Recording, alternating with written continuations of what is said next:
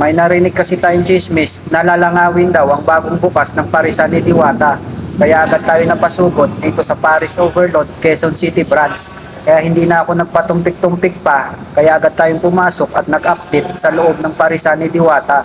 At ito nga ang bumungad sa atin at napakaraming taong pumipila at kumakain sa dining area ni Diwata.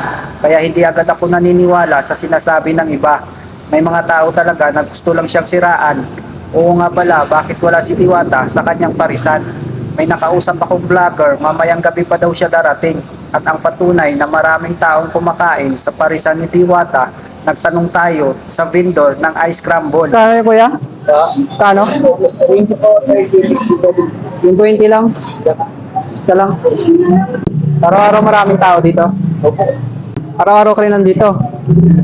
Nga pala sa mga gustong bumili ng ice crumble ni Kuya, makikita nyo lang siya dito sa labas ng gate ng Parisan ni Diwata. At sa mga gustong puntahan ang Diwata Paris Overload, Quezon City branch, kapag nasa Visayas Avenue na kayo, tandaan lang ninyo ang Shell Gasoline Station papasok sa Parisan ni Diwata. Kapag manggagaling kayo ng Muñoz, Mindanao Avenue at Congressional Avenue, makikita nyo ang Shell Gasoline Station sa bandang kaliwa. Kapag Quezon City Circle naman kayo manggagaling, makikita nyo ang Shell Gasoline Station sa bandang kanan. Kaya ano pang hinihintay nyo? Isama nyo na ang inyong pamilya, kamag-anak, pati na ang kalaro mo nung bata ka pa. At samahan nyo ako ulit sa mga susunod kong video. Salamat!